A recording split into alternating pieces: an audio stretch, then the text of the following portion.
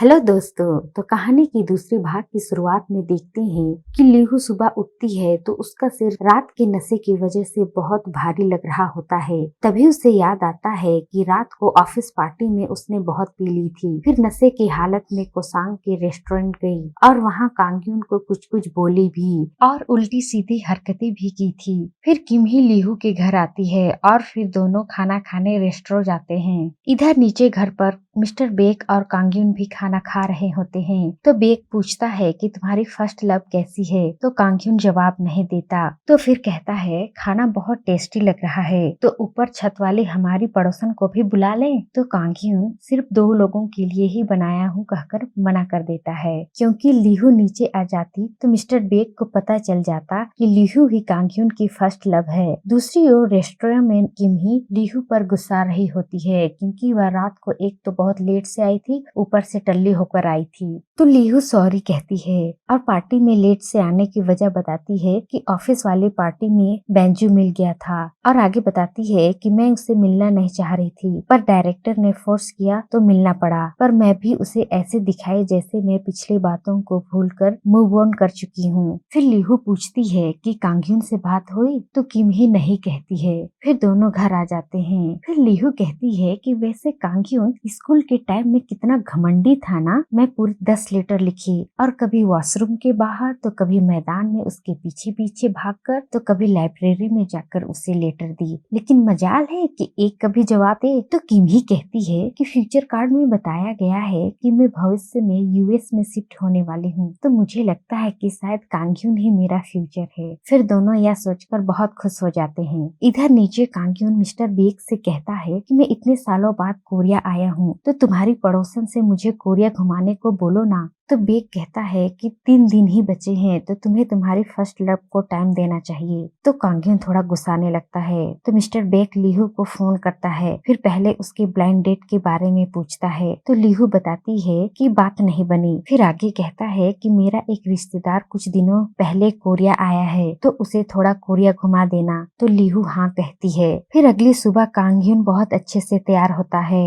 और फिर लीहू भी आ जाती है। फिर कांग्यून को देखकर पूछती है कि ये तो अंकल बेक का घर है। तो कांग्यून कहता है कि वो मेरे अंकल हैं और मैं यहीं रहता हूँ। फिर दोनों घूमने निकलते हैं। तो लीहू किम ही को भी साथ लेकर चलते सोचकर फोन करती है, तो फोन व्यस्त बताता है। तो कांग्यून लीहू को फोन करते देख चाबी लीहू की तरफ फेंकता है और ड्राइव करने को कहता है। इधर किम ही फोन पर बात खत्म होने के बाद लीहू को कॉल बैक करने ही वाली होती है कि तभी उसके पापा आते हैं और जल्दी से तैयार होने को कहते हैं। इसके बाद किम ही को मजबूरन उसके पापा के साथ पहाड़ों पर हाइकिंग करने जाना पड़ता है। दूसरी ओर लीहू और कांग्यून पार्क घूमने जाते हैं और वहाँ खूब झूला झूलते हैं, खूब फोटो खिंचवाते हैं और बहुत सारा मस्ती करते हैं। फिर लीहू फिर से किम ही को फोन करती है, पर किम ही फोन नहीं उठाती क्योंकि वह पहाड़ चढ़ रही होती है। और इधर पार्क में दोनों के बीच तीखा खाने का कंपटीशन होता है, जिससे लीहू जीत जाती है। इसके बाद दोनों हिस्टोरिकल कपड़े पहनकर हिस्टोरिकल जगह पर घूमने जाते हैं और दूसरी ओर किम ही पहाड़ों पर घूम रही होती है। तभी उसका पैर मुड़ता है तो तेयोंग संभाल लेता है। फिर वह किम ही के पैर का मोच को देखने लगता है, तो किम ही का सुंदर सा पैर देखकर जल्दी से हाथ हटा लेता है, जिससे किम ही गिर रही होती है। तो तेयोंग का बाल पकड़ लेती है। फिर दोनों ही गिर जाते हैं। फिर दोनों उठते हैं तो तेयोंग किम ही को ध्यान से चलने को कहता है। तभी किम ही के पापा तेयोंग को बुलाते हैं, तो किम ही कहती है कि वह यहीं बैठकर आराम करेगी, तो तुम जाओ। फिर तेयोंग किम ही के पापा के पीछे चले जाता है। फिर किम ही फोन चेक करती है तो बेंजू मैसेज भेजा होता है कि वह शाम को घूमने आएगा। तो यह पढ़ने के बाद वह जल्दी से पहाड़ों से नीचे उतरती है और दूसरी ओर हिस्टोरिकल जगह पर दोनों घूम घूम कर एक दूसरे का खूब फोटो खींचते हैं। फिर घूमते घूमते शाम हो जाती है। इसके बाद शाम को पानी गिरने लगता है, तो फिर दोनों घर जाने को निकलते हैं। तो रास्ते में लीहू कहती है कि काम की वजह से से पिछले कई सालों से ढंग से कहीं घूमने नहीं गई थी, तो तुम्हारे साथ घूमकर बहुत अच्छा लग रहा है, इसलिए कोरिया आने के लिए मैं तुम्हें फिर से धन्यवाद कहती हूँ। इधर किमही के घर पर बेंजू डिनर के लिए आया होता है, तो किमही घर के बाहर ही खड़ी होती है, क्योंकि बेंजू ने जब से लीहू को डंप किया था वह उसे पसंद नहीं करती थी, पर रिश्तेदार है इसलिए घर आने के लिए मना भी नहीं कर सकती।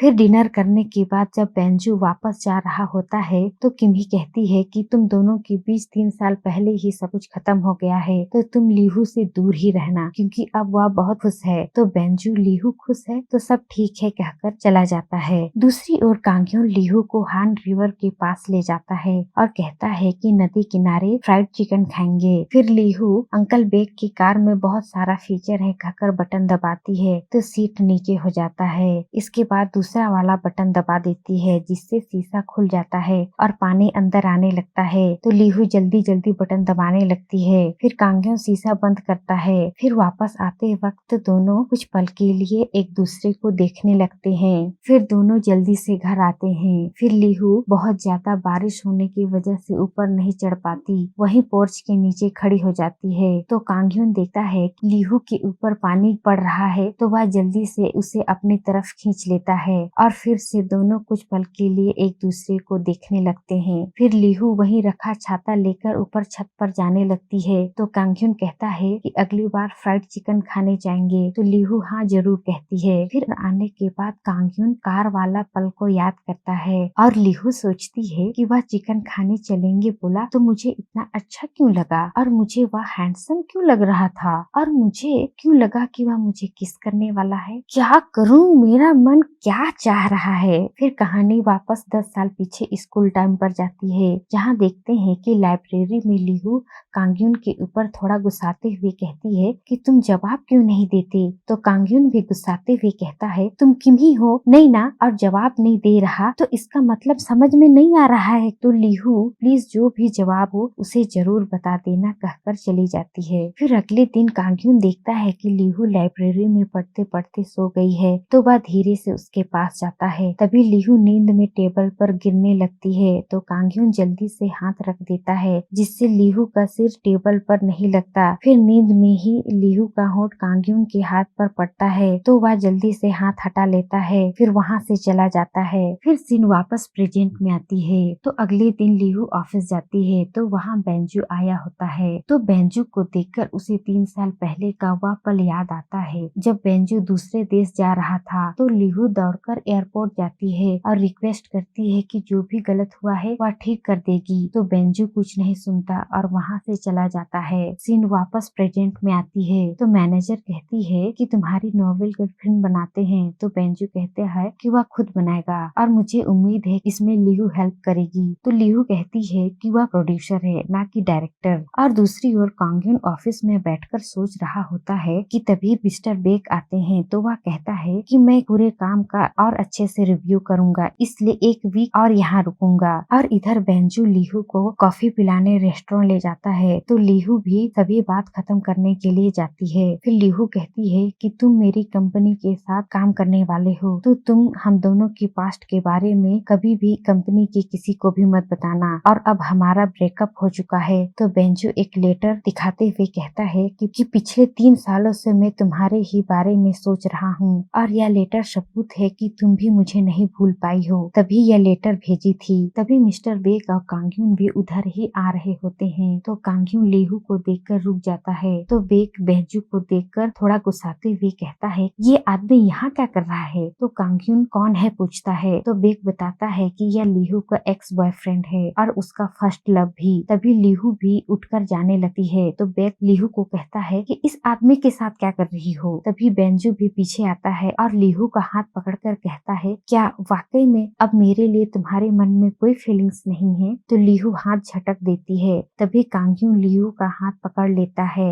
और कहता है लीहू मैं बहुत खुश हूँ कि मैं तुमसे मिला, और कल तुम्हारा हेयर बैंड मेरे कार में छूट गया था, तो चलो चलते हैं। तो लीहू कहती है कि हाँ वो मेरी फेवरेट बैंड है, तो चलो चलते हैं कहकर दोनों जाने लगते हैं, और बेंजू उन्हें जाते देखते ही रह जाता है। और ये एपिसोड यहीं एंड होता है। तो फ्रेंड उम्मीद है आपको हमारा एक्सप्लेनेशन पसंद आया होगा, और यहाँ तक देखने के लिए धन्यवाद।